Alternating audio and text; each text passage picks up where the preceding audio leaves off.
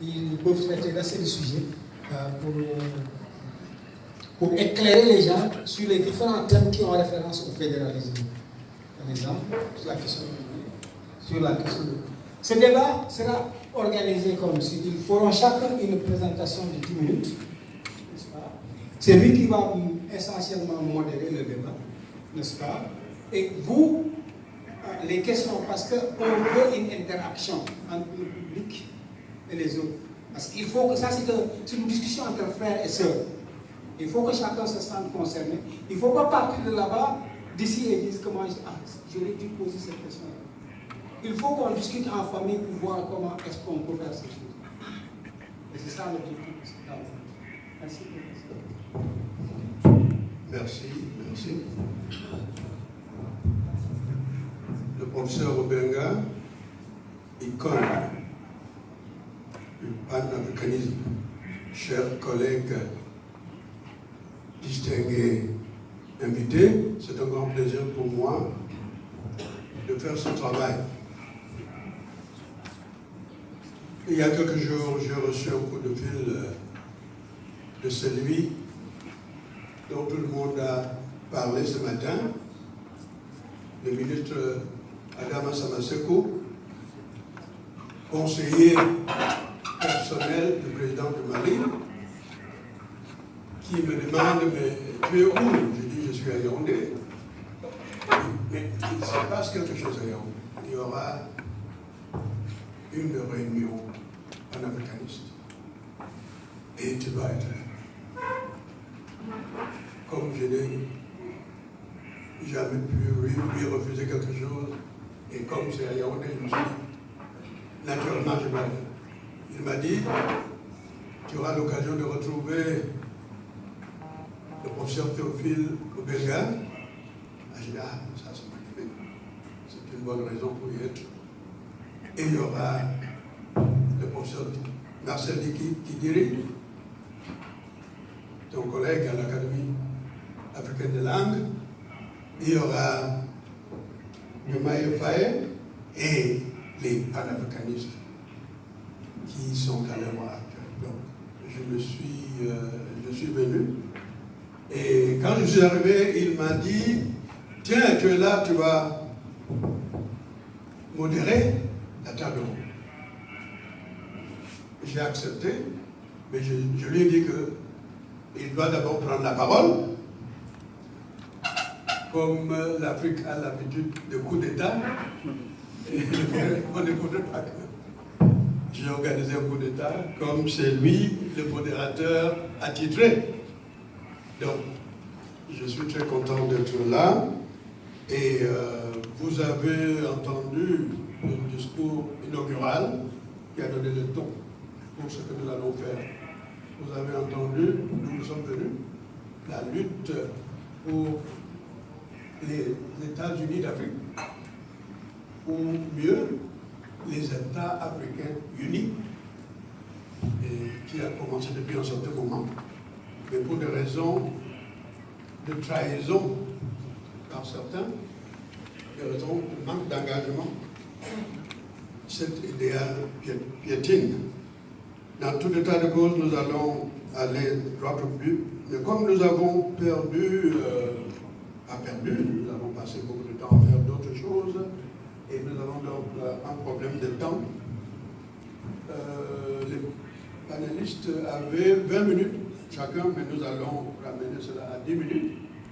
Nous sommes entendus déjà pour vous donner l'occasion, n'est-ce pas, de poser des questions, de faire des observations, pour que ce soit beaucoup plus interactif. Et je m'en vais donc demander au premier intervenant, M. Hubert Kamgan, qui va commencer avec une question très importante. Comme nous le savons, l'argent, c'est le nerf de la guerre. Si nous devons construire un État fédéral, à partir de nos États fédérés, il nous faut de l'argent.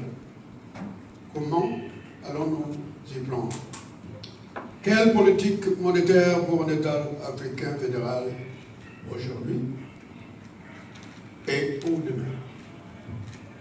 Je passe la parole à M. Hubert Kamou.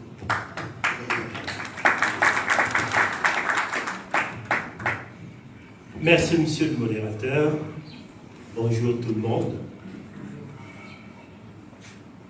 Parlant de la question monétaire, ou plutôt avant de parler de la question monétaire, permettez-moi de vous dire que c'est il y a une trentaine d'années que je me trouvais dans la situation actuelle, c'est-à-dire dans la nécessité d'unir l'Afrique. Et comme l'a dit le professeur Obenga, j'ai compris qu'il fallait que nous nous donnions d'abord le royaume de la politique.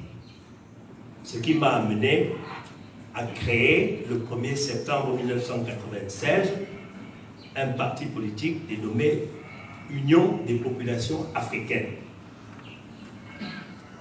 Candidat à l'élection présidentielle de 1997 au Cameroun, j'ai fait ma campagne sur les États-Unis d'Afrique. J'avais même l'effigie de Kwame Nkrumah.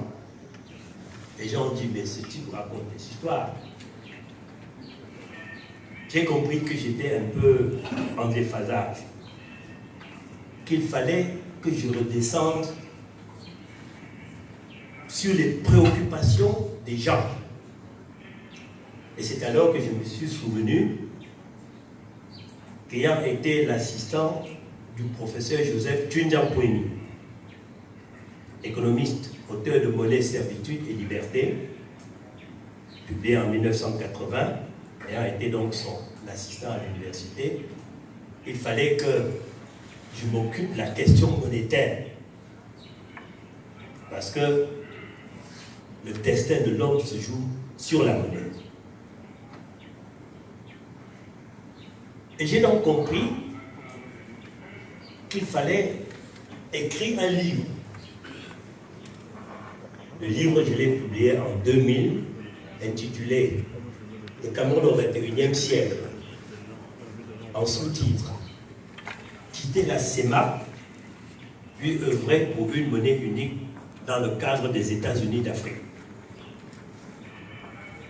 C'est donc du tchundjanguisme que je voudrais vous parler. Parce que Tchundjang-Poueni constate que les États africains ont un problème avec la monnaie.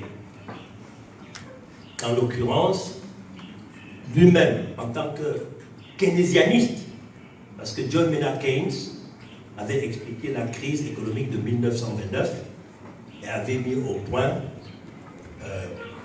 une technique, comment sortir les pays du sous-emploi massif. Et les pays africains sont dans la situation de sous-emploi massif.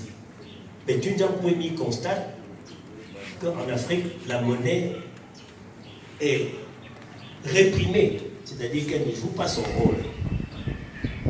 D'abord, à cause du fait que certains pays africains, malgré l'indépendance, ne se sont pas dotés de l'outil monétaire. J'ai parlé là des pays de la zone franc. La monnaie est donc réprimée de l'extérieur. Elle ne joue pas son rôle. Quant aux pays qui ont créé leur monnaie, ils l'ont auto-réprimée. C'est-à-dire qu'ils n'ont pas fait jouer à la monnaie son rôle économique. C'est ainsi qu'il est arrivé à un moment donné où, pour acheter un pain, il fallait des sacs de billets, parce que la monnaie était mal gérée. Tchundjang-Poueni donc publie en 1980 le livre intitulé Monnaie, Servitude et Liberté. Je suis rentré dans le livre, je l'ai réétudié, je l'ai compris, et nous avons fait de la question monétaire une question principale de notre projet politique. Nous voulons donc sortir le Cameroun de la zone franc, créer une monnaie camerounaise, le en hommage à Ruben Nyobé. Nous nous sommes inspirés de l'exemple du Venezuela, dont la monnaie s'appelle Bolivar, en hommage à Simon Bolivar, qui fut toute proportion gardée, ce qu'a pu être plus tard pour Miobé ou le Cameroun.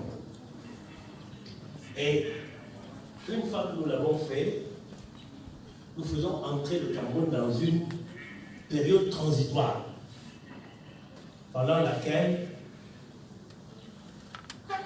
nous nous occupons du capital humain et nous recentrons notre diplomatie sur l'Afrique pour faire le travail qui est fait ici aujourd'hui.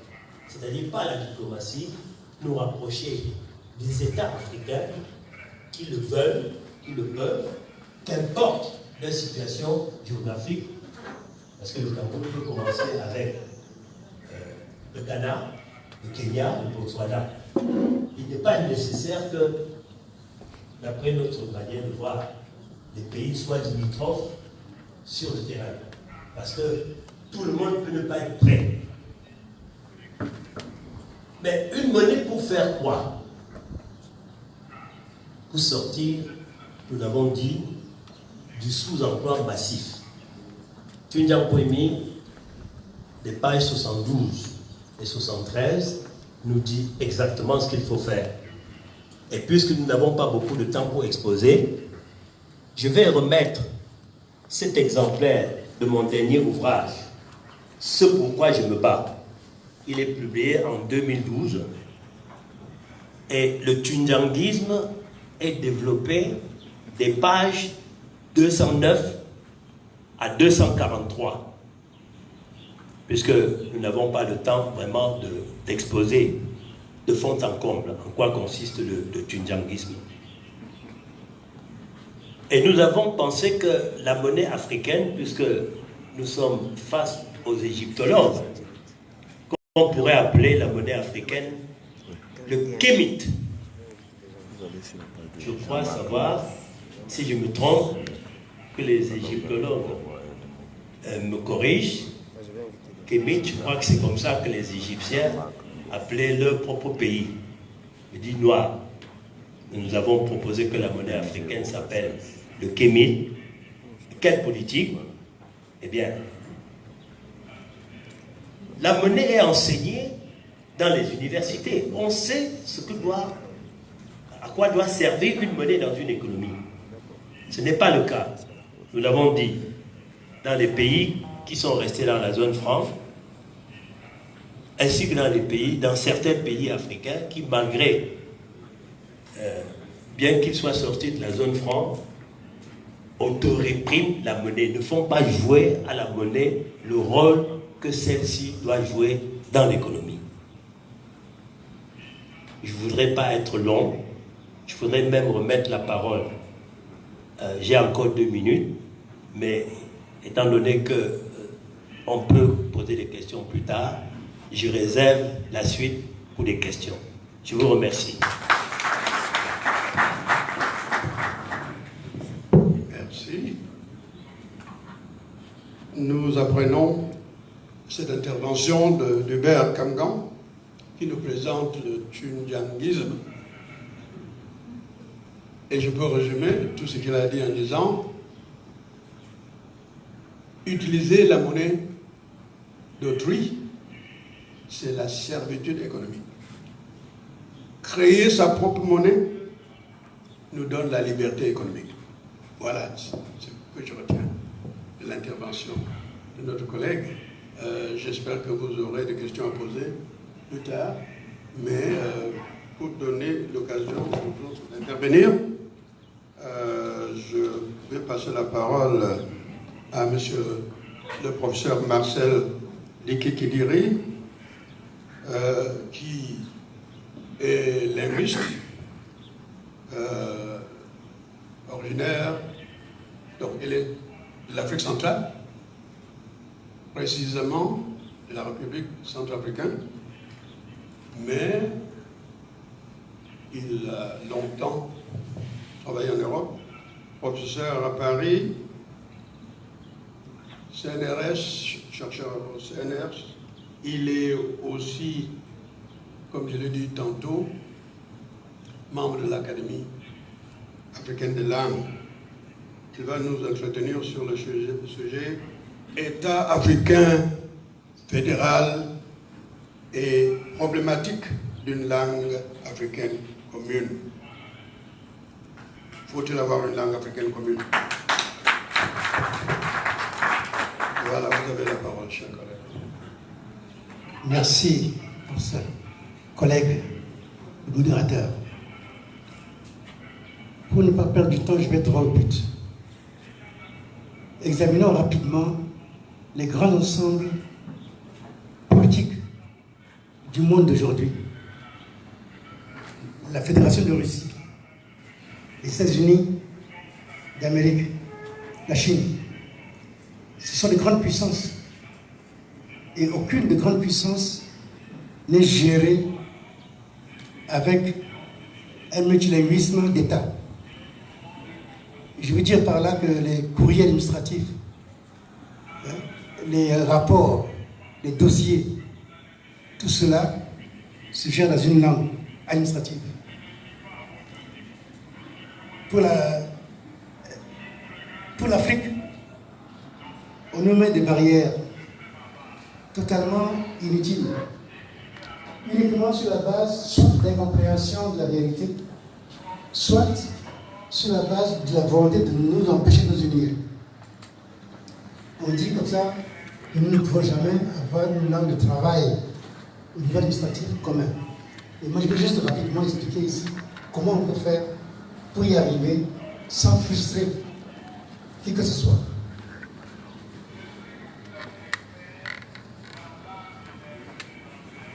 L'Afrique, les linguistes qui ont étudié les langues africaines pendant des siècles, vont vous dire qu'il y a en Afrique 1500 langues, 2000 langues, 3000 langues. Vous n'allez jamais trouver un linguiste qui vous donnera le chiffre exact. Uniquement parce que la notion même de langue est fluctuante. Elle varie selon la vision sociale. Mais le sentiment culturel que l'on peut avoir quand on est d'une ethnie ou d'une autre ethnie, on n'a pas une langue ou d'une autre langue, c'est de dire que ma langue est différente. Comme hier, il a pu dire qu'il y a des boulots qui ne parlent pas Yodo. Les boulots ne parlent pas Yodo, c'est une langue différente. Et en même temps, d'autres disent non, mais c'est deux langues différentes. En réalité, c'est à la fois deux langues différentes, mais c'est aussi la même langue, le métier. Alors, selon le nœud où vous situez, vous allez dire oui, c'est la même langue ou c'est deux langues différentes. En ce qui concerne l'Afrique, dans chaque village ou chaque petite région, il y a des langues qui sont parlées dans plusieurs pays qui ont des frontières communes. On appelle les langues transfrontalières. Parlées par langue officialisée dans plusieurs pays. Si par exemple je prends le Fulfulde, qui est parlé du Sénégal jusqu'au Tchad, c'est une langue transfrontalière, une grande langue africaine. Mais partout, dans chacun des pays, c'est une langue d'une communauté. Très peu de gens qui parlent Fulfulde ne sont pas Fulfulde. Si vous comparez ça au Hausa, la Hausa aussi est une grande langue africaine, parlée au Niger, au Nigeria, etc. Mais la grande majorité des gens qui parlent Hausa sont Hausa. Si vous parlez de l'arabe, c'est une grande langue africaine, qui est parlée dans plusieurs pays.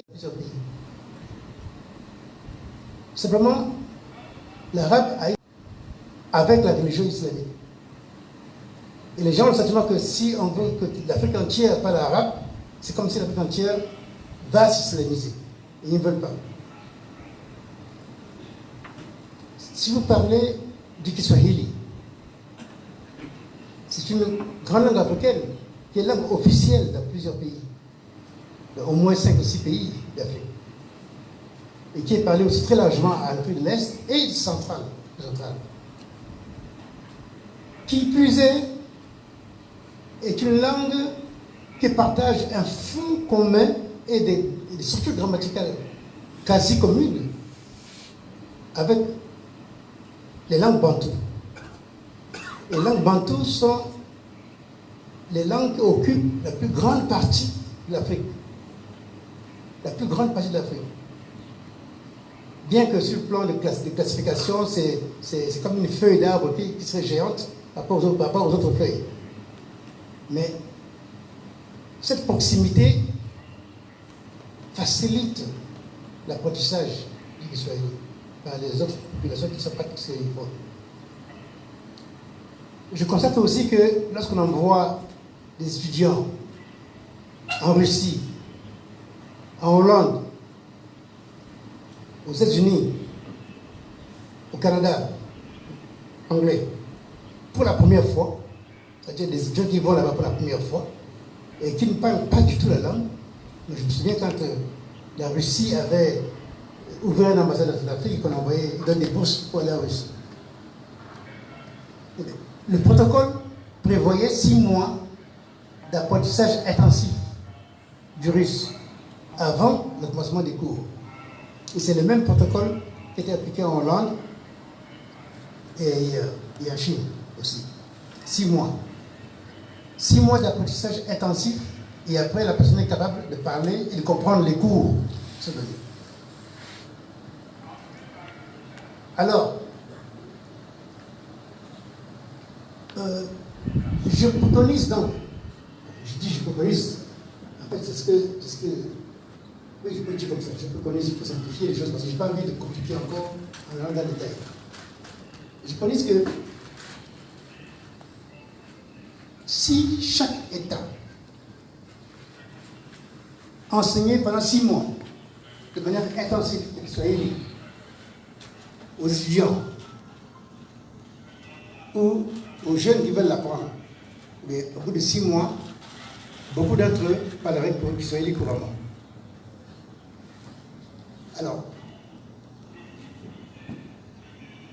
la contestation ou l'inquiétude, plus exactement, plus que la contestation d'ailleurs, l'inquiétude c'est de dire mais pourquoi les Kiswahili, pourquoi pas le Hausa, pourquoi pas le Yoruba, et que deviendra ma langue, que deviendra mon Sérère, que deviendra mon Banda, mon Sango, et ça.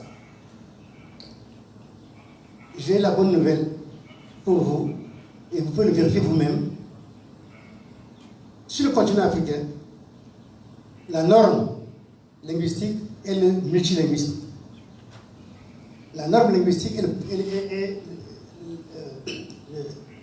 les personnes qui parlent plusieurs langues. Il n'y a pas d'Africains qui ne parlent absolument qu'une seule et unique langue,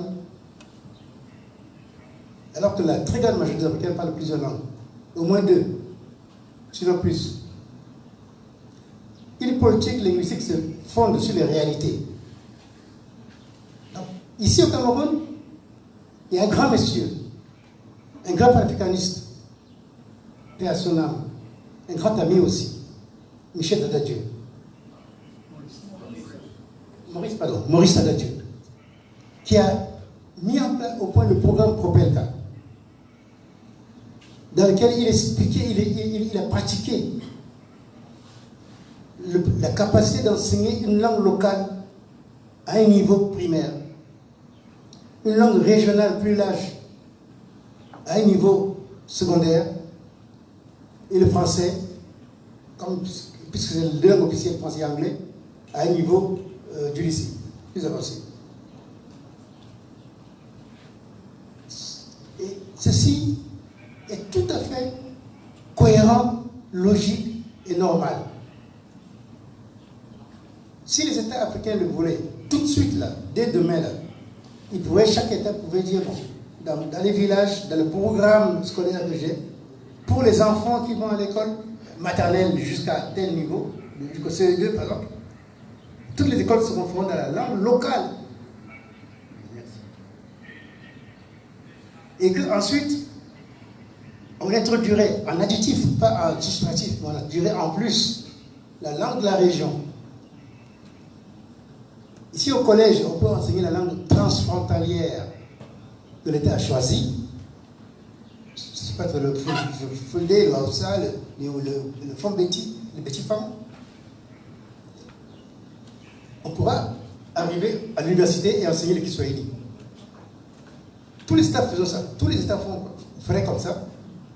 Langue locale, école maternelle, primaire, langue régionale, transfrontalière et collège et lycée, Kiswahili, université. En moins d'une génération, tous les peuples africains auraient une langue commune africaine qu'ils parleraient, qu'ils comprendraient, avec laquelle ils pourraient commercer, échanger, communiquer d'un bout à l'autre du continent. Et ce n'est pas du tout une utopie. Et la possibilité de le faire ne va pas du tout empêcher de développer les langues nationales, locales, et même de continuer à travailler en français et en anglais. Au contraire, je terminerai pour dire qu'un grand plan de traduction et d'interprétation serait un boulevard pour les gens qui veulent s'engager dans cette voie pour trouver du travail, au niveau local, au niveau régional, au niveau continental. Merci.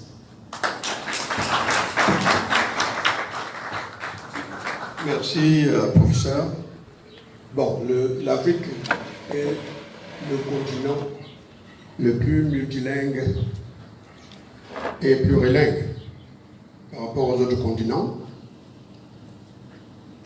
Ces langues constituent nos richesses, mais il y a des langues d'envergure, des mégalangues transfrontalières et véhiculaires, des langues qui sont à cheval sur plusieurs pays. Il préconise une politique linguistique pour l'Afrique qui permet que chacun puisse apprendre sa langue maternelle, mais aussi une langue régionale d'intégration, c'est-à-dire une langue transfrontalière. Il y en a plusieurs identifiées déjà par l'Union africaine. Il a parlé du Bétifan, qui est une langue parlée à travers 4 pays de l'Afrique centrale, retenue comme telle avec le Lingala. Ensuite, le Kiswahili au niveau continental. Donc, l'Afrique de l'avenir peut avoir une politique linguistique qui préconise la langue maternelle, une langue régionale d'envergure, une langue transfrontalière et une langue continentale.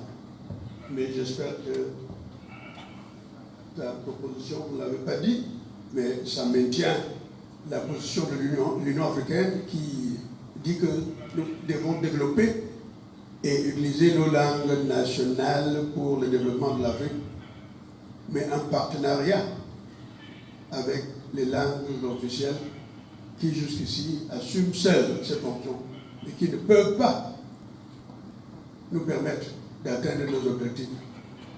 Notre développement doit être assuré par nos langues, mais par la force des choses, nous devons utiliser les langues partenaires pour ce développement. Je vous remercie. Je passe la parole au suivant. Il s'agit à Cécile Dolessane, ma fille ne parle pas. On me dit? Oh, tu vas parler? D'accord, ok. Bien. Il y a quelques années, cette jeune dame est venue dans mon bureau de recteur pour me dire qu'elle est enseignante en France, elle veut rentrer au pays. J'étais surpris parce qu'à l'époque, toutes les jeunes filles de son âge cherchaient des visas pour aller en définitive en France. Donc je me suis dit, voilà un cas très intéressant. Nous avons eu des correspondances et finalement, elle est effectivement rentrée. Dynamique, très engagée. Littérature africaine avec spécialisation au genre, je l'avais beaucoup admirée. Et je crois que je n'avais pas tort d'avoir confiance en elle parce que par la suite, elle est devenue professeure, elle est devenue un mentor, n'est-ce pas, pour un modèle pour les autres.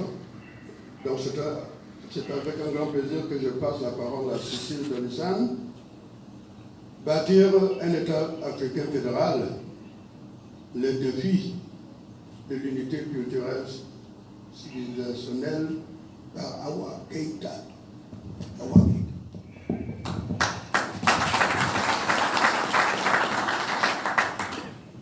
Bonsoir tout le monde. Oui, c'est vrai, tout ce que le professeur et mon père aussi, spirituel, a dit. Mais en même temps, j'étais aussi un peu harcelée par le professeur Koumandoumbel, qui était du côté de l'Allemagne, donc il me demandait de venir traduire les contes de Douala. Et je lui disais, moi je ne connais pas l'allemand, et comment je vais faire? Il dit, mais viens d'abord. Et on verra ensuite. Alors, il m'a dit, je voulais tout simplement dire que, bon, fiche un peu la paix, l'Europe, tu es en Hollande aujourd'hui, demain tu es en France, il faut rentrer. Donc, je pense que je suis rentrée et j'essaie de faire de mon mieux et je suis ravie que ce mouvement ait lieu puisque j'y ai largement contribué en offrant généreusement mon carnet d'adresse. Donc, vive l'Afrique, vive le Cameroun et vive toute l'Afrique. C'est pour cela que je vais plutôt du côté d'Afrique de l'Ouest, même si on nous fait savoir que c'est à partir de l'Afrique centrale. Mais il y a une femme, parce que l'histoire ne trompe pas, bâtir un État fédéral, le défi de l'unité culturelle et civilisationnelle aussi. Alors j'ai choisi, je vais te poser la question, comment peut-on bâtir un État sans la contribution et les traces de celles qui l'ont l'ont déjà pensé. Parce qu'on avait déjà pensé et activé en Afrique de l'Ouest, et je parle du cas précisément d'Awa Keïta, une sage-femme, petite femme, comme on l'appelait, sage-femme, qui a sillonné toute l'Afrique de l'Ouest. À l'époque, elle militait son parti, l'USRDA, qui voulait la fédération de l'Afrique. Et elle l'a posé par ses actes. Elle a travaillé longtemps au Sénégal, elle a travaillé longtemps au Mali, elle a milité et donné de sa vie pour la Sénégambie. Et je me suis dit, on ne peut pas passer à côté, n'est-ce pas, de cette femme qui s'est montrée téméraire, qui s'est montrée dynamique.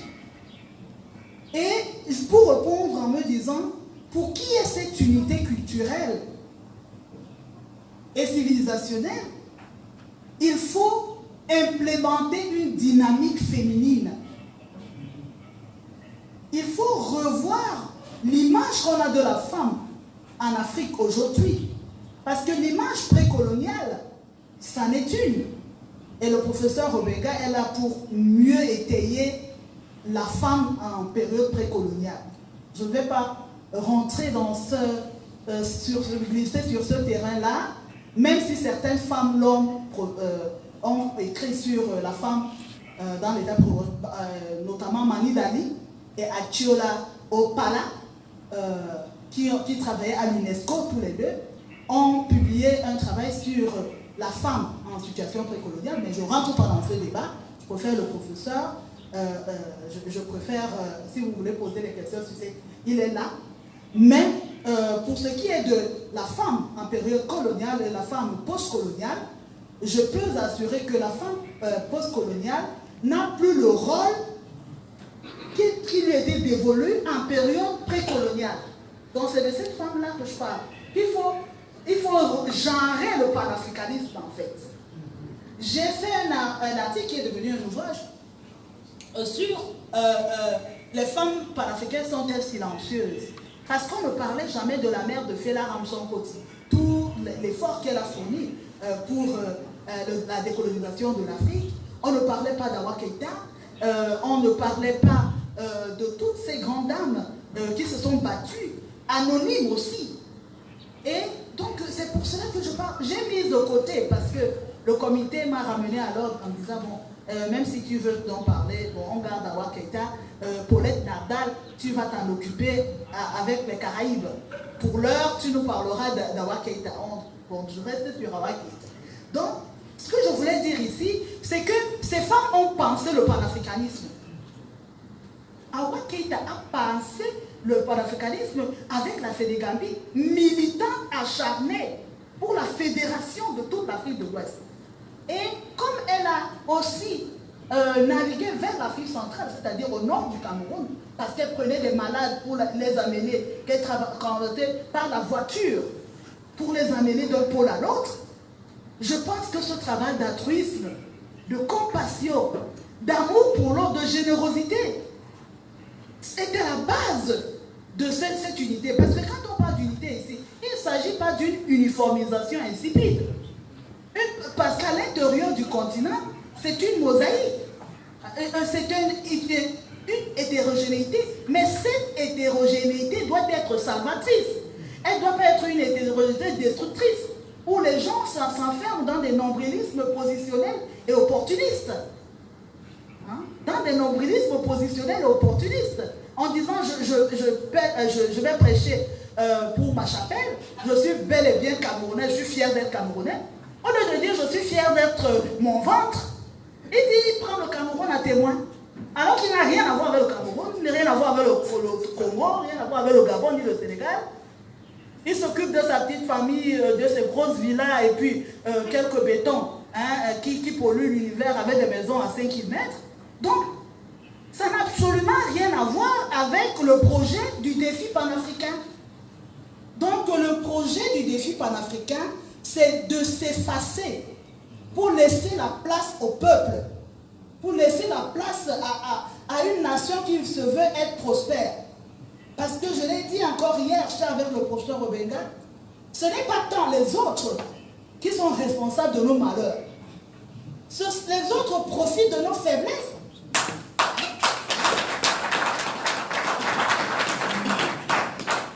De notre turpitude. Aujourd'hui, en Afrique, au Cameroun, il y a le système du pont. Quelqu'un a un projet, mais n'a absolument rien à comprendre du projet. Alors il va à gauche, à droite, il prend des trucs. Dès qu'il a déjà réglé son problème, il dit même plus bonjour à la personne qui l'a aidé. Ce n'est pas normal. Et ça, ce n'est pas cette Afrique-là qui devait être bâtie. Et puis, aussi, il faut que nous fassions très attention avec des panafricanistes de cuisine. Et de dimanche, ou alors ceux du bas étage, pour être un peu plus gentils. C'est-à-dire qu'on cherche du travail, on arrive en Europe, on se rend compte que bon, si on tient ce discours là-bas, ça ne peut pas marcher, on ne peut pas vendre les livres. On revient en Afrique et on commence à dire que oui, moi mon rêve c'était Martin Luther King, c'était Marcus Garvey, c'était cela. Parce qu'on veut avoir un poste à Afrique à venir. Ouais? Donc en se disant, bon, comment Doumbé, si tu lui dis que bon, c'est les Blancs qui ont inventé, ça ne marchera pas. Il faut que tu dises que c'est les Noirs qui ont plutôt inventé. Bon, donc, alors que tu n'y crois pas. Donc, moi, je pense que quelque part, nous devons être sérieux envers nous-mêmes. Parce que justement, il y a trop de complaisance envers nous-mêmes. Ce n'est pas de l'autoflagellation. Parce qu'il y a une réappropriation du destin des Africains, des gens qui parlent au nom des Africains, parce qu'ils ont vu un vide. Parce qu'ils se sont rendus compte que les Africains sont complaisants. Et comme la nature a horreur du vide, on s'occupe des espaces. Malheureusement, ils ne s'occupent pas que des espaces superficiels. Ils s'occupent aussi du sous-sol. Et ils imposent une servitude morale. Les intellectuels, par exemple, Awa Keïta, c'était une femme qui s'occupait des orphelins, qui s'occupait des pauvres, qui allait dans les bas-fonds, elle a déserté même l'infirmerie pour aller traiter les enfants malades dans les bas-fonds du Sénégal et du Mali. Donc nous devons apprendre, si nous voulons véritablement avoir cette unité, c'est-à-dire cette complétude, les valeurs camerounaises, les valeurs congolaises, les valeurs gabonaises, les valeurs sénégalaises, les valeurs ivoiriennes, si nous voulons nous mettre en tête que ces valeurs sont les mêmes et que nous partageons un destin en commun, nous devons louer cette diversité. Nous devons louer cette hétérogénéité et nous devons apprendre à avoir l'estime de nous-mêmes. L'estime de nous-mêmes. Si jamais je publie quelque chose ou alors Onan Guinée publie quelque chose, ce n'est pas la peine de paraphraser ce que Onan Guinée a dit pour dire que c'est un blanc qui a dit et mettre des citations alors que tu sais que tu as lu ça chez Onan Guinée. Donc l'estime de soi, hein? L'estime de soi.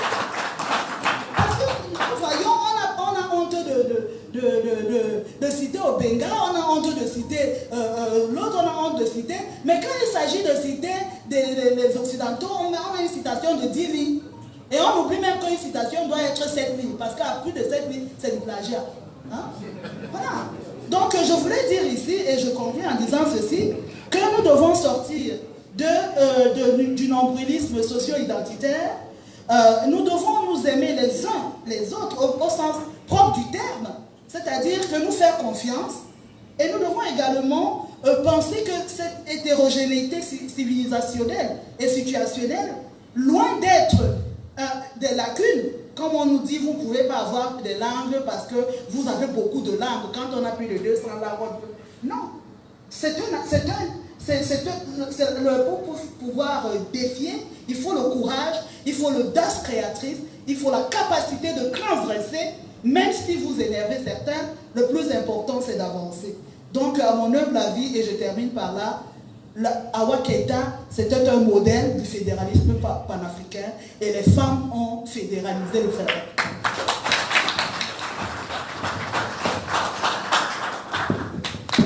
Oui, je vous avais préparé à cela, n'est-ce pas? Quand je l'ai eu dans mon bureau, je lui pose une question, elle commence à parler, j'ai pu. Mais toujours avec cette énergie, cette passion, avec toujours un message, quelque chose de valeur. Donc, s'inspirant d'Awa Keïta, il est question pour nous d'être nous-mêmes, parce que nous laissons les autres profiter de nos faiblesses. Nous devons être unis, nous devons reconnaître nos valeurs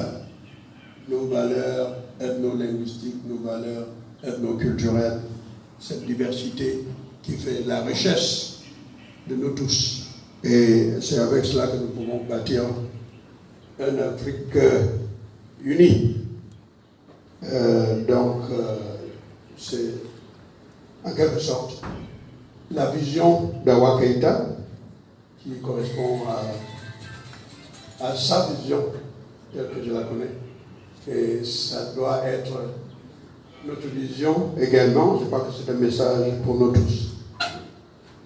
Tout à l'heure, j'ai demandé à mon ami Diomaye Faye, comme il m'a dit que nous allons être co-modérateurs, et il y a 5 participants, j'ai eu à présenter 3, qu'il ait donc l'aimabilité de présenter les 2 autres. Il a dit non.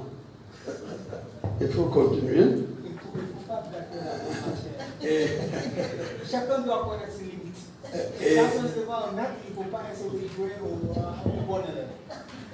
Diomaye Faye s'appelle aussi Ndongo. Ah oui, vous savez ce que cela veut dire. Il est boulot ou bétifant, du moins un écart pur. Donc, un Sénégalais d'origine camerounaise. Bon, il est panafricain, panafricaniste. Donc, nous allons maintenant suivre la présentation avec le docteur Richard Macon, professeur de droit à l'Université Yaoundé 2 à SOA. Il va nous entretenir sur le modèle de gouvernance et dynamique d'acteurs pour la construction d'un État africain fédéral. Vous avez la parole.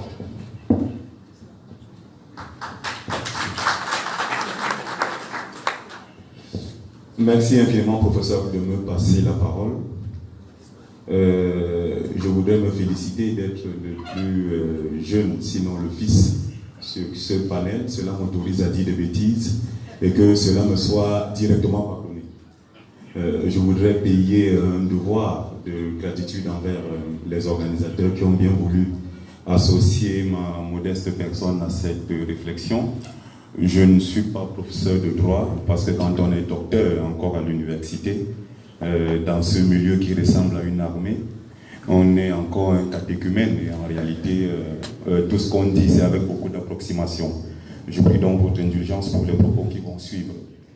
Il m'a été demandé de discuter de la question du modèle de gouvernance et dynamique d'acteurs pour la construction d'un État fédéral africain.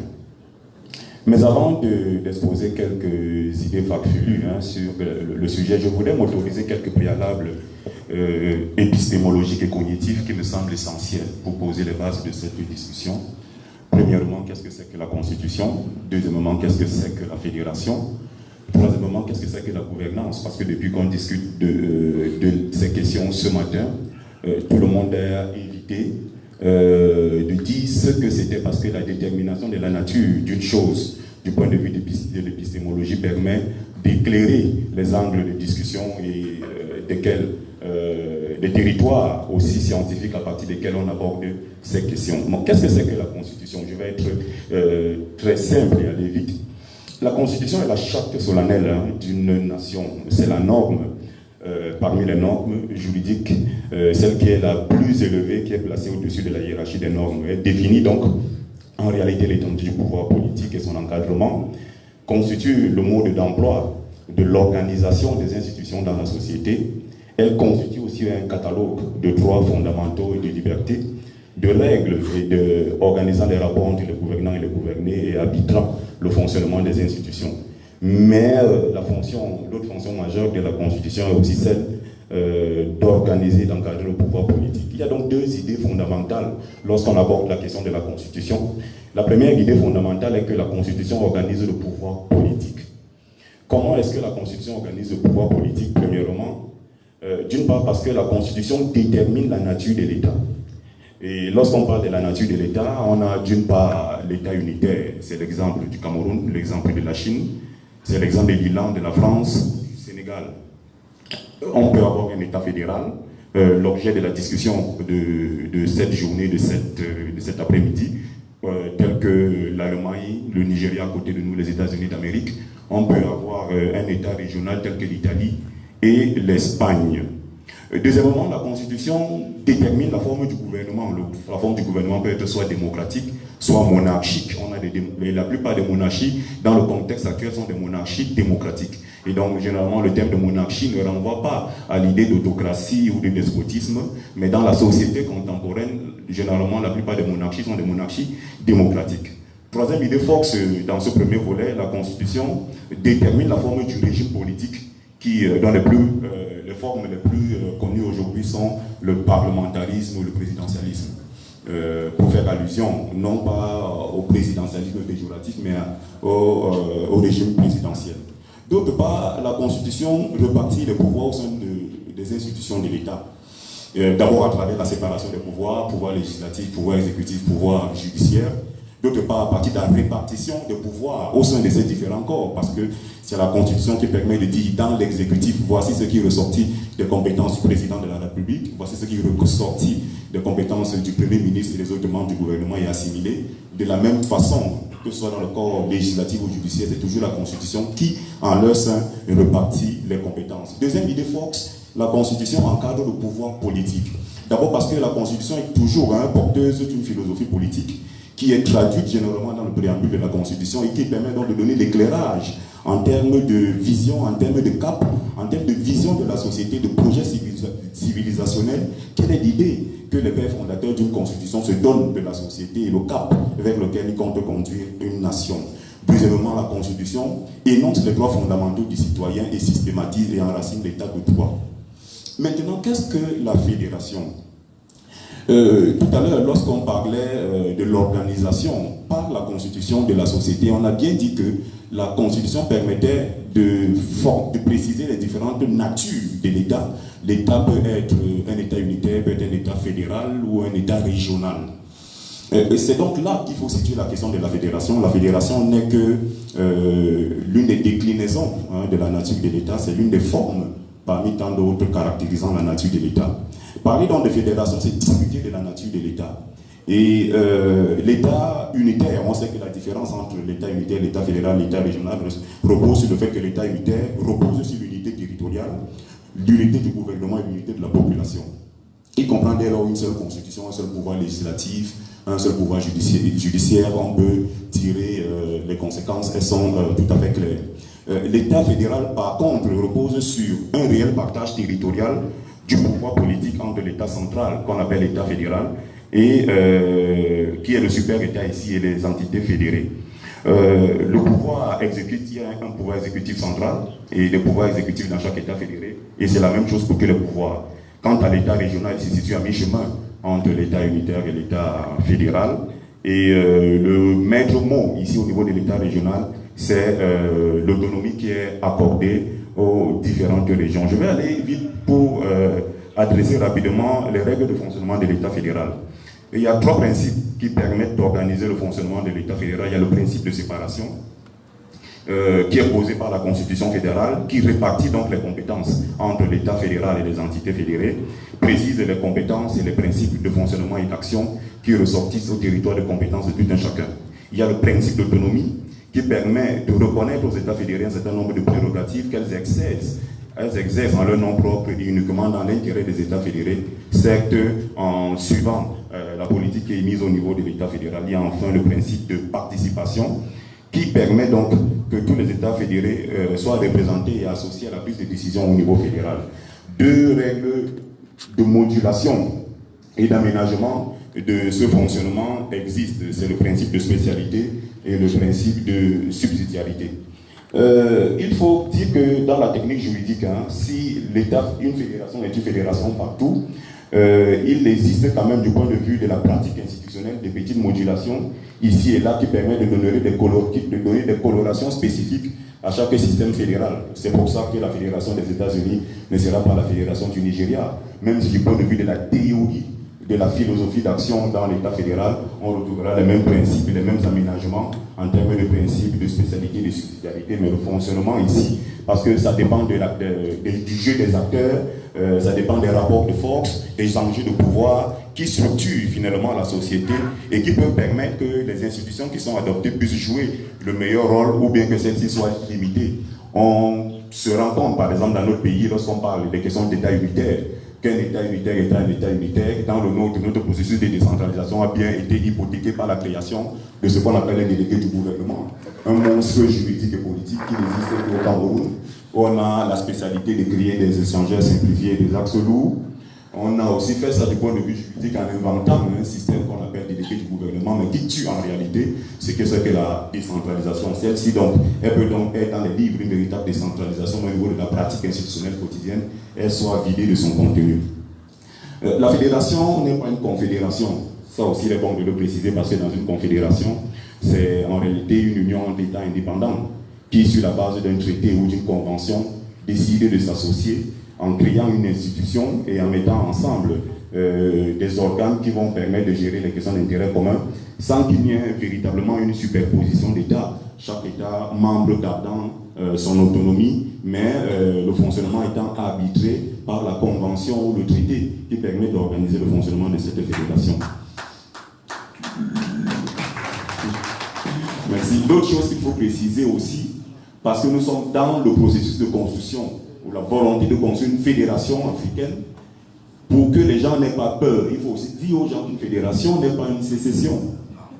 Parce qu'il y a beaucoup de flou et de confusion qui sont entretenus volontairement dans l'opinion par certains mauvais génies pour effrayer en réalité la population, le peuple africain, pour que le peuple africain ait peur de la fédération. Mais nous vivons là des grands ensembles. Au-delà des petits bégaiements de l'histoire ou des dynamiques parfois paradoxales comme celle que nous vivons avec l'Union européenne et la sortie de la Grande-Bretagne de l'Union européenne, mais la dynamique lourde est celle de la construction des grands ensembles. Et partout, les gens cherchent à s'unir. Parce que du point de vue économique, la force du capital individuel ayant montré ses limites, on est aujourd'hui dans le processus de construction des grands marchés. De grands marchés en réalité qui permettent aux entreprises, aux firmes multinationales de faire le plus de bénéfices, mais aussi de permettre que la circulation des biens et des services se fasse de la façon qui permet en réalité de protéger de façon ultime les consommateurs. On est donc dans la construction des grands ensembles. Vous regardez l'ALENA, vous regardez l'Union européenne, vous regardez tous les processus comme ceux du Mercosur, les États comprennent que l'organisation État-nation est dépassée. Dépassée du point de vue même de la trajectoire philosophique de ce que c'est comme forme d'organisation de l'État, dépassée du point de vue des rapports de l'État-nation avec ses composantes, les différentes composantes politiques et son incapacité à résoudre les questions identitaires qui se posent aujourd'hui dans les peuples, mais aussi incapacité à répondre du point de vue économique aux besoins des peuples. Le marché local étant devenu un espace véritablement exigu qui permet plus aux entreprises de véritablement donner le meilleur d'elles-mêmes. On est aujourd'hui dans la construction des grands marchés et c'est pour ça qu'il faut féliciter ce qui se passe avec la volonté de construire au niveau africain cette grande zone de libre-échange en réalité, mais qui aura encore une faiblesse parce que la dimension politique et idéologique est en retard. Donc il faut dire aux peuples africains que la fédération n'est pas la sécession. La fédération est une forme d'organisation de la nature de l'État. C'est donc une question, la fédération a une différence, qui n'est pas une différence de décret avec la sécession, c'est une différence de nature, du point de vue ontologique, du point de vue épistémologique, ontologique, du point de vue de l'essence, donc épistémologique du point de vue de la vocation scientifique et intellectuelle, mais aussi téléologique et logique du point de vue de la finalité de ce que c'est qu'une fédération. D'un côté, donc, on a une question juridique, politique. De l'autre côté, on a un processus qui est essentiellement politique, qui est un processus de scission d'un État existant et qui participe en réalité d'une sorte de révolte d'une communauté cherchant à sortir de la communauté nationale et de briser ainsi l'unité territoriale et politique d'un système. Je vais aller rapidement sur ce que c'est que la gouvernance en disant rapidement que la gouvernance englobe en réalité un certain nombre de processus et de mécanismes permettant aux membres d'une communauté, que ce soit une communauté nationale, une collectivité territoriale décentralisée, une organisation politique ou une entité simple, de gérer en réalité ses limites, de gérer ses faiblesses, de gérer ses manquements, afin de répondre autant que faire se peut au projet que cette communauté, cette organisation se donne. Comment donc est-ce qu'on peut construire cette dynamique? Cette dynamique, c'est inventer ce modèle, parce que ce modèle n'existe pas, il est inventé. Il faut dire que cela va reposer d'abord sur un modèle participatif, deuxièmement sur une synergie d'action. Le modèle participatif rapidement va reposer d'une part sur la construction d'une approche progressive qui doit partir en réalité des fédérations nationales à la fédération africaine. Parce qu'en réalité, si vous n'expérimentez pas la fédération au niveau national, vous n'allez pas la réussir au niveau fédéral. Et je suis toujours de ceux qui disent que l'échec de la démocratie au niveau continental date du fait que nous avons des États qui ne sont pas démocratiques. Parce que la plupart des États africains expérimentent l'autocratie, et c'est l'autocratie que ces États africains transportent au niveau continental. Deuxièmement, il faut passer des politiques nationales et des projets nationaux d'intégration à des politiques régionales et des projets continentaux d'intégration. Deuxièmement, il faut concevoir la fédération ici comme un modèle complexe. Complexe parce qu'il doit reposer premièrement sur une identité africaine collective. Deuxièmement, cette fédération doit avoir pour ambition de construire un projet africain de civilisation. Deuxièmement, les synergies d'action. Dans la synergie d'action, il faut envisager d'une part l'approche, qui sera une approche politique et une approche scientifique. D'autre part, une démarche qui sera d'une part une démarche conçue comme façon de marcher, deuxièmement une démarche conçue comme processus de raisonnement. Je vous remercie pour votre intelligente attention. Oui, merci. Nous vous remercions. Quel régime politique pour les États africains unis? quelle constitution convient. Il nous passe en revue les différentes possibilités et les éléments désirables pour une constitution. Il nous fait voir aussi ce que c'est qu'une fédération et le fédéralisme. La fédération n'est pas une confédération. Il nous donne la différence entre les deux. La fédération n'est pas une sécession et nous devons avoir une fédération conçue comme un modèle complet. Je crois que ça nous rappelle le préambule de la Constitution tel que présenté par le vénérable professeur Obenga ce matin, parce que là, il a terminé son discours en parlant de nous, peuple africain. Qu'est-ce que nous voulons? Notre avenir, notre devenir, avec la vision, la mission des États fédérés. Et je crois que là, votre intervention permet de voir ce qu'on peut faire avec une telle vision, telle que très bien articulée par le keynote speaker de ce matin. Maintenant, je crois qu'on en revient au dernier intervenant, qui se trouve être un Mbombok, chef de son état, Mbombok Bassa.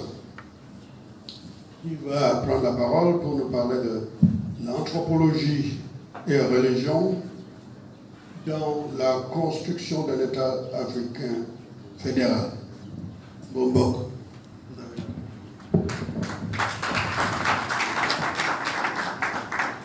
Et je vous remercie. Heureusement que le professeur Obenga s'est réveillé. J'avais le sentiment qu'il somnolait, heureusement. Parce que, voilà. Non, je suis heureux parce que je vous avoue tous ici que ça fait 15 ans que je tente de rencontrer le professeur. C'est vrai que ce n'est pas l'objet de mon intervention. Mais je suis obligé de vous dire quelle émotion nous avons lorsque nous pouvons rencontrer quelqu'un de cette stature. Le disant, je me situe dans la trajectoire de leurs travaux. Je voudrais intervenir ici sur le plan purement scientifique. Parce que l'Afrique a été battue sur 3 points fondamentaux. La question de la spiritualité, de la religion, la question de la science et du système éducatif, et enfin la question des institutions et de la forme de l'État. J'insiste aujourd'hui uniquement sur la question de la science, avec un double enjeu. La nécessité pour nous d'avoir un observatoire de la science avancée de notre temps. Nous ne pouvons pas continuer à travailler de manière disparate sans que nous ayons nous aussi un organe qui pourrait travailler, même si ce n'est pas à temps plein, afin que nous suivions de très près toutes les traces que l'Occident engage, soit avec nous, soit contre nous. Deuxièmement, nous devons parler de la méthodologie. Pouvons-nous continuer à faire des thèses comme on les fait aujourd'hui, avec beaucoup de gratuité, sans souvent un fond expositoire dont la dimension historique est avérée? Nous travaillons beaucoup sur les quelques 2-3 siècles et souvent nous n'arrivons pas à construire la théorie. C'est ça précisément l'enjeu, la théorie. J'ai réussi à écrire près de 20 théories, si on peut le dire ainsi, dans la trajectoire de l'égyptologie. J'ai écrit la philosophie africaine, 2 livres, j'ai écrit l'art africain, j'ai écrit les fondements de l'état de droit, j'ai écrit la théorie de l'état du droit, je viens d'achever la théorie politique, j'ai écrit la théorie économique, j'ai écrit la sociologie, j'ai écrit la théorie mathématique du tout. Je voudrais préciser que ce n'est pas parce que je suis plus fort que les autres, mais c'est la passion que nous avons récupérée des enjeux théoriques que le professeur Obenga poursuit depuis ce candidat. La passion et la volonté de croire que nous devons défier l'Occident sur son terrain. C'est l'enjeu. Parce que le drame que nous avons souvent, le drame que l'universitaire a aujourd'hui, c'est la peur de défier le maître. La peur de croire que ce qu'il va écrire n'est pas conforme à une vérité. La peur de dire que le prélat ment, la peur de dire que l'imam raconte n'importe quoi, la peur de dire que mon maître, qui était mon maître, n'est plus le maître. J'insiste, parce qu'à partir des théories que j'ai pu écrire, on peut bien en 10 ans fonder 40 nouvelles théories si des étudiants s'y mettent pour 3 ans, 4 ans. Je le dis parce que le système éducatif, on le fait avec les théories, pas sans les théories. On va mettre quoi dans un système éducatif si nous sommes incapables de dire la sociologie africaine ce qu'elle est, la philosophie africaine ce qu'elle est, l'économie africaine ce qu'elle est, le droit ce qu'il est? Comment l'Afrique peut-elle se développer s'il y a une table rase sur les théories fondatrices de tout système culturel et de tout système éducatif? Ensuite, je voudrais dire que ce que les gens ignorent quand ils m'entendent parler de religion, c'est qu'ils croient que c'est la religion au sens occidental du terme. C'est faux. Les Égyptiens ont créé la religion au terme de la connaissance scientifique avancée. Atum, c'est un principe scientifique, ce n'est pas Dieu au sens du Dieu occidental. Ra, c'est un principe scientifique. Horus, c'est un principe scientifique. Set, c'est un principe scientifique. J'y reviendrai tout à l'heure. Mais c'est sur cette base-là que j'ai écrit tous ces livres-là. Je m'adresse à la jeunesse parce qu'il s'agit de la jeunesse.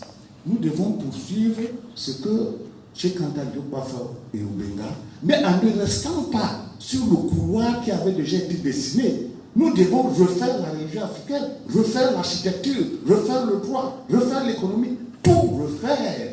La théorie des prix, la théorie des marchés, la théorie de la régulation sociale, la théorie de la croissance endogène, etc. Ce sont des thèmes que nous devons attaquer de front.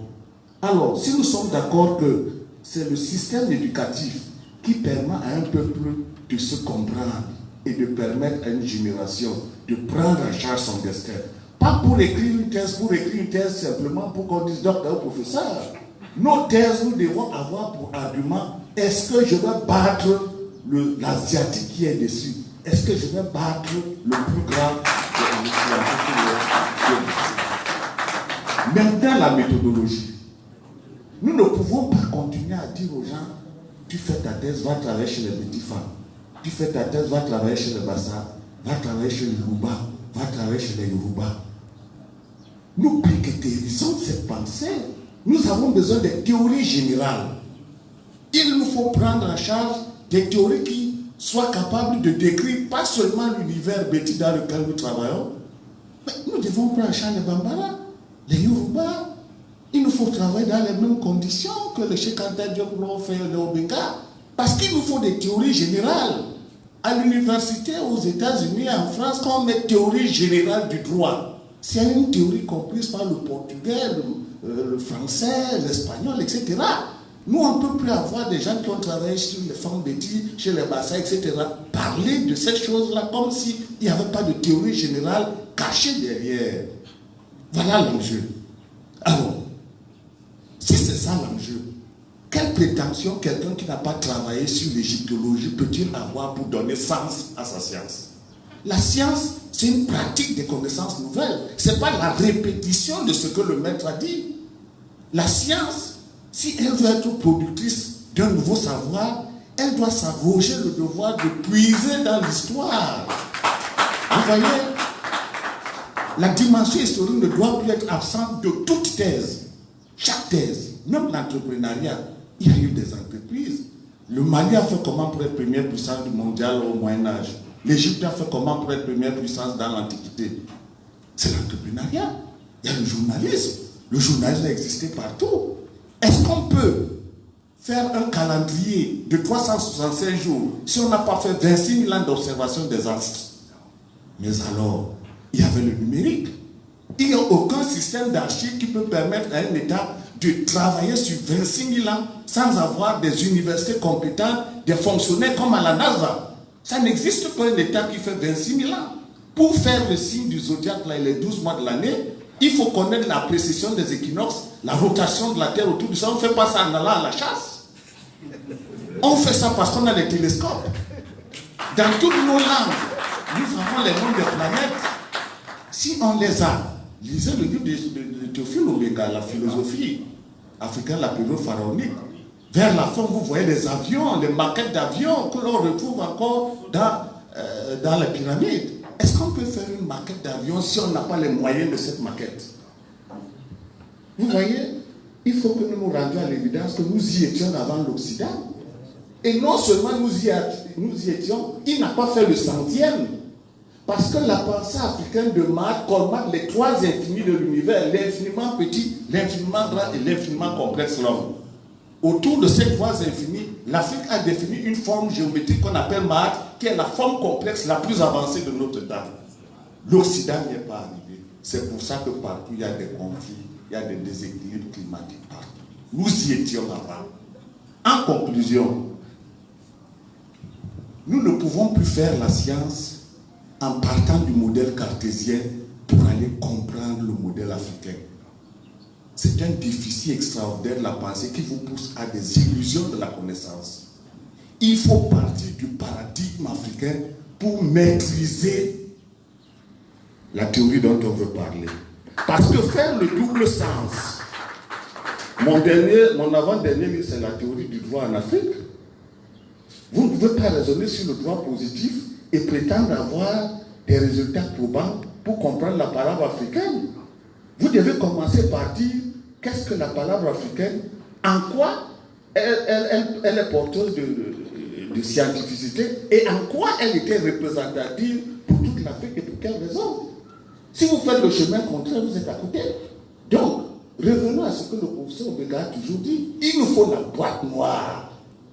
Reconstruire pièce par pièce le patrimoine ancestral. Pour le faire, vous ne pouvez pas le faire sans l'égyptologie. Parce que vous savez, nous avons beaucoup d'amis dehors qui prennent toujours avec beaucoup de hauteur l'histoire. Ils font croire que les Kamites là, vraiment ce qu'ils disent là, ils détestent même le Christ, ils détestent Mahomet, vraiment ils nous fatiguent ici dehors. Je termine par une chose importante.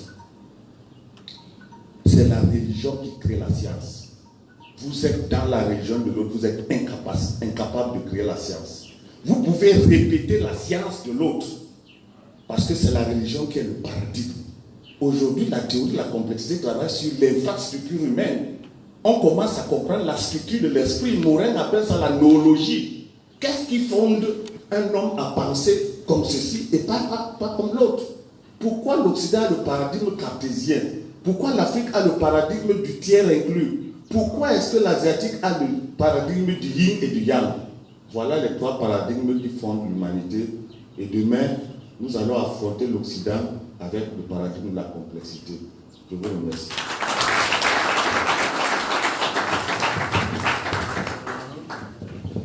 Bien, merci. Je crois que c'était assez clair. La vérité pour la science. Nous avons peur de la vérité, de dire la vérité chez nous.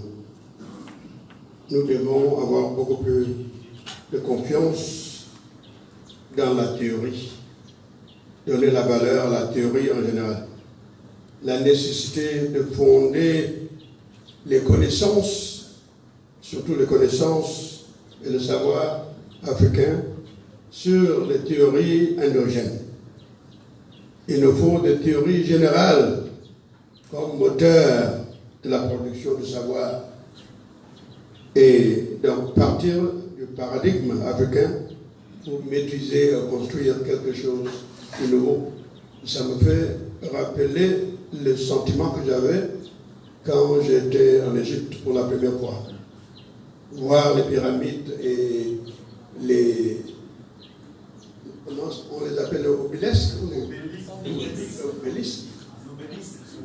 C'est magnifique. Quand vous regardez cela, vous devez vous poser des questions. Comment on a réussi un tel exploit? Pour le faire, il fallait avoir des connaissances très élevées de mathématiques, de physique, de géométrie et de trigonométrie pour pouvoir calculer ce qu'il fallait faire. Et c'est là, donc il y avait un arrière-fond théorique, n'est-ce pas, qui a créé, qui a mené à la création scientifique. Donc il y a la science appliquée l'ingénierie qui est basée sur... Il y a donc quelque chose au fond. Donc, quand nous négligeons les théories de chez nous, nous sommes limités par ce que nous pouvons créer, par ce que nous pouvons contribuer au savoir universel. C'est ce qui ressort de la contribution de Mbomba. Merci beaucoup. Maintenant, je crois que nous sommes arrivés là où nous devions arriver, c'est-à-dire l'interaction. Votre contribution, 2 minutes pour ceux qui aimeront prendre la parole.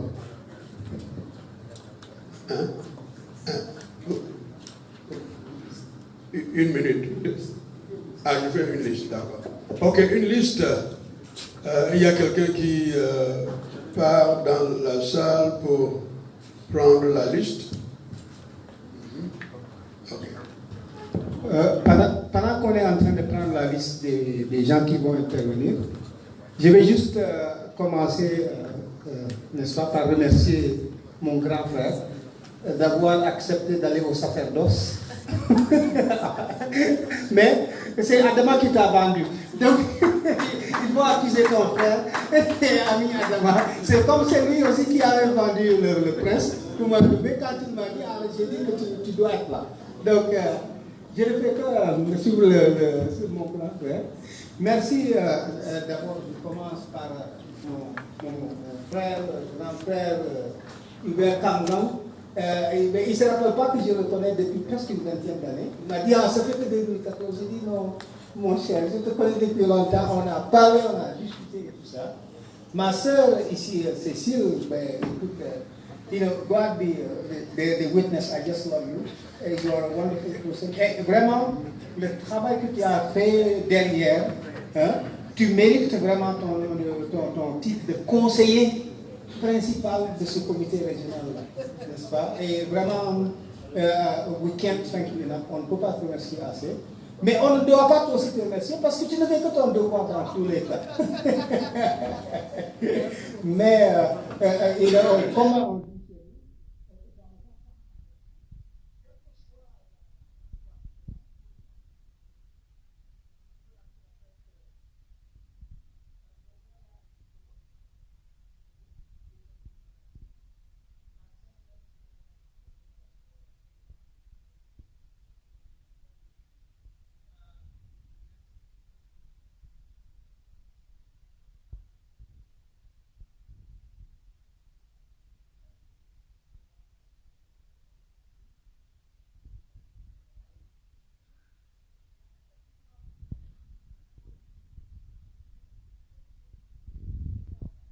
Ce niveau que vous avez oublié dans le système fédéral, c'est le niveau local. Le gouvernement local, parce que comme James Madison le disait, c'est la liberté qui distribue le pouvoir, pas le pouvoir qui distribue la liberté. Ça veut dire la liberté de se gérer, bien sûr. Dans un gouvernement fédéral, c'est les communautés locales, puis le pays, puis maintenant le fédéral. Tous les pouvoirs qui n'ont pas été spécifiquement donnés au gouvernement et de l'État restent au gouvernement local. Tout ce qui n'a pas été donné spécifiquement au gouvernement fédéral reste à l'État. Donc, c'est clair. Et l'autre précision que je voulais faire aussi par rapport au fédéralisme, merci pour que le fédéralisme n'est pas la sécession, n'est-ce pas? Ça, c'est vraiment, c'est un cas chinois, beaucoup de gens m'ont parlé de ça. Merci pour cette précision. Ce qu'il y a aussi, c'est que nous, au mouvement fédéraliste, nous ne voulons rien enlever au chef d'État actuel. Par rapport au vrai pouvoir qu'ils ont, je dis vrai pouvoir, parce qu'il y a une myriade de pouvoirs qu'ils n'ont plus, qu'ils ont redonné à la France. L'exemple le plus évident, c'est la monnaie. Tout le monde sait qu'en 1994, ce n'est pas Paul Biya, Abdou Diouf, comment ça s'appelle, Alpha Conrad Konaré et les autres qui avaient décidé de couper le CFA du simple à la moitié, n'est-ce pas? Donc, il y a les questions sécuritaires. Aujourd'hui, au Mali, si vous allez au Mali, vous vous rendez compte que le gouvernement mali ne compte rien en ce qui concerne sa souveraineté. Donc, ces portions-là, que nos chefs, pas nos chefs d'État, que nos États, c'est pas parce qu'ils qu'ils sont réactionnaires ou qu'ils sont quoi. Mais c'est une réalité. La réalité, c'est qu'ils ne peuvent pas gérer ces portions-là. Ils ont remis ça à une autre qui peut les gérer mieux.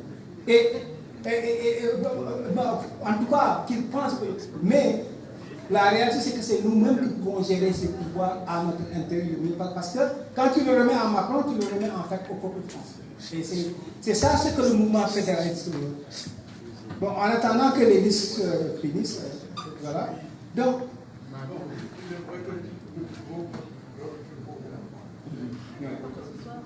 nous pouvons déjà commencer avec ce que vous avez. Et si nous pouvons commencer avec ce que vous avez. Et si le temps le permet, nous pouvons prendre l'autre. Bon, 1 minute serait bien. 1 minute et demie. Ok. Le professeur Sinjun Bokam, vous avez la parole. Merci. Il n'y a pas de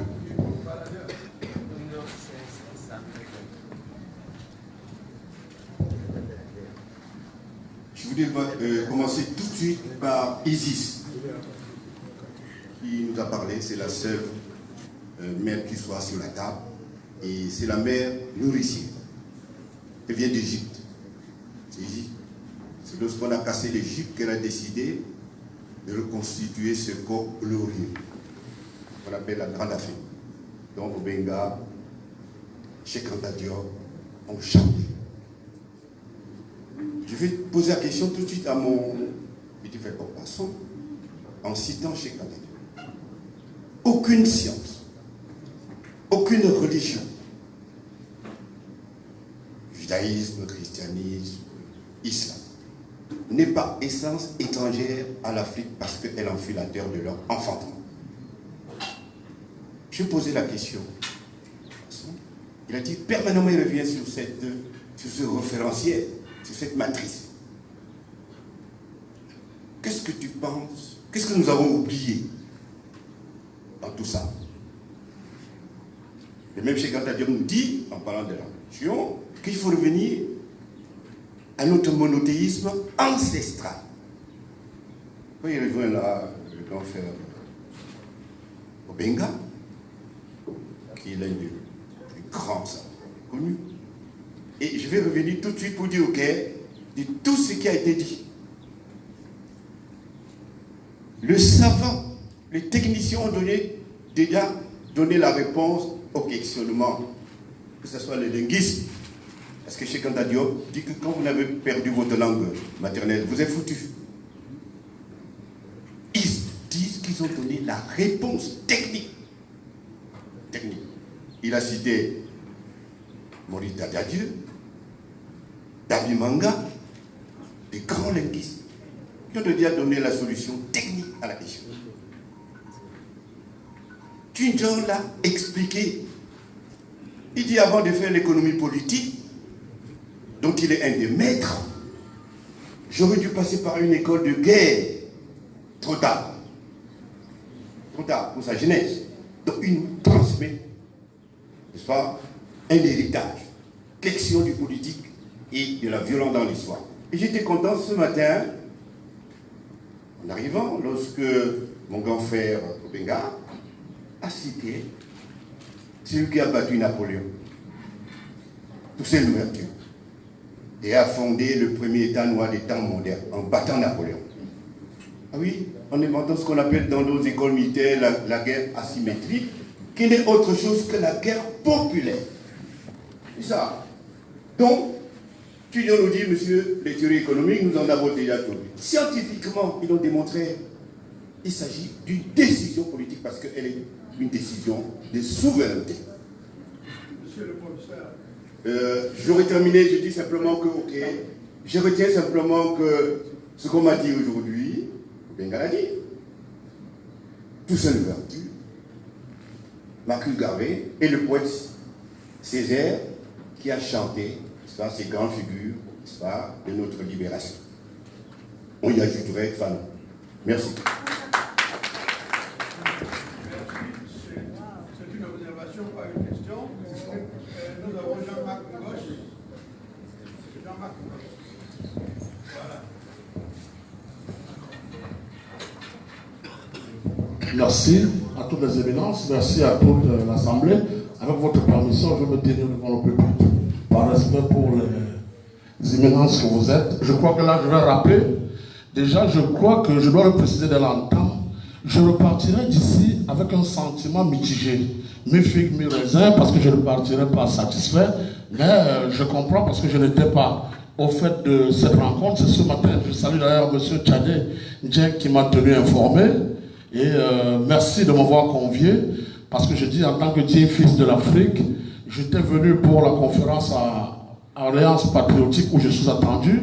Mais j'ai dit, quand il s'agit de l'Afrique, c'est inclusif, je dois venir.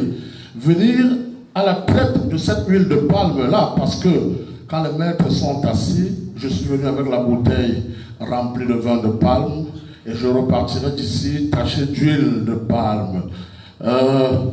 Le vin, je crois que les éminences resteront le déguster et j'apporterai avec moi les marques de l'huile de palme et je dirai j'étais là.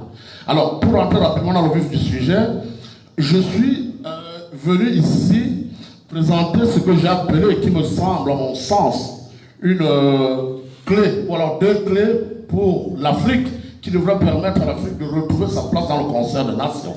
Dans l'entame, j'ai pensé l'ALIAS, la Ligue des Amis d'Afrique subsaharienne. Parce que nous devons partir du principe selon lequel Liu Fu disait on doit arrêter de se plaindre de l'obscurité et devenir la petite lumière. L'Afrique est connue comme étant un continent pleinement enfermé dans la victimisation. Madame l'a dit tout à l'heure, c'est pour ça que j'ai acclamé. Alors j'ai dit, bon, on ne doit pas se plaindre de l'obscurité, on doit apporter des réponses aux problématiques qui nous minent. Et je regrette, c'est pour ça que je disais, je partirais mi-satisfait, insatisfait, parce que vu la densité des problèmes que nous avons, une rencontre comme celle-ci devrait demander 3 jours. 3 jours pour qu'on puisse s'exprimer profondément. Mais on reviendra. Alors je suis venu vous présenter rapidement l'ALIAS, la Ligue des Amis d'Afrique subsaharienne, qui, comme point 1, consiste à rassembler tous les pays d'Afrique subsaharienne avec une libre circulation. 2, créer un média avec l'accent sur la culture africaine. 3, promouvoir la religion africaine. 4, créer un fonds financier à l'image du FMI, baptisé la FOMAS, Fonds monétaire d'Afrique subsaharienne. 5, créer une force militaire d'intervention rapide, baptisée la FOMIRAS. 6, promouvoir les langues africaines, Lingala, Swahili et le Moumir. 7, sortir du FMI via les règlements progressifs des dettes de tous les États de l'Alliance. 8, mettre sur pied des programmes économiques communs, cohérents et conjoints avec à la clé le commerce inter-État. 9, interdire ou suspendre au sein de l'espace LIAS les produits sortis de tout État antagoniste, ne respectant pas les ressortissants des pays LIAS et prévoir au besoin une rupture des relations diplomatiques. 10, créer une monnaie baptisée. Nous sommes venus à une conférence, nous sommes venus vous écouter. Respectez-nous. Respectez-nous. Mais vous pensez que c'est un manque de respect si j'apporte la contribution à l'édification de l'Afrique? C'est votre programme là-bas. Bon, mon programme, on ne parlait pas de ma famille nucléaire, on parlait de l'Afrique. Je présentais ce qui me semble, à mon avis, une clé pour sortir de tout ce qu'on vit aujourd'hui. De toutes les façons, je ne veux pas insister. À côté de ça, j'ai pensé la démocratie, qui est le modèle de gouvernance nouveau propre à l'Afrique, parce que la démocratie est née en 640-558 avant Jésus-Christ. C'est selon qui va en Égypte, il observe le modèle de gouvernance. Une fois reparti en Grèce, il a créé la Demos Kratos, qui va être reprise par Christelle quelques années plus tard. La démocratie est donc la sœur jumelle, je chute là, de la démocratie, qui a été pervertie avec des valeurs libertines qui nous ont conduit à l'homosexualité, la zoophilie, tout ce qu'on sait encore. La démocratie est donc cette sœur jumelle de la démocratie qui vient redonner à l'Afrique sa place dans le Conseil des Nations. Merci encore de m'avoir écouté. Le petit livre vient en route. Merci. Excusez-moi. Merci beaucoup. En anglais, il y a une expression qui dit « Two wrongs don't make a right ». Ce n'est pas parce que le frère a dépassé son temps. Le grand frère est là pour modérer la scène. Je sais que ça, c'est énervant, je comprends. Mais, please not no, c'est normal, je comprends. S'il vous plaît, juste les prochains intervenants, s'il vous plaît, plaît, c'est 1 minute. 1 minute, s'il vous plaît. 1 minute pour les prochains intervenants. On a laissé les gens jusqu'à 1 minute et demie, mais s'il vous plaît. Bien. Je crois que ce n'est pas la faiblesse, c'est parce que, comme il avait le pouvoir du micro, que je n'avais que ma voix, on n'allait pas engager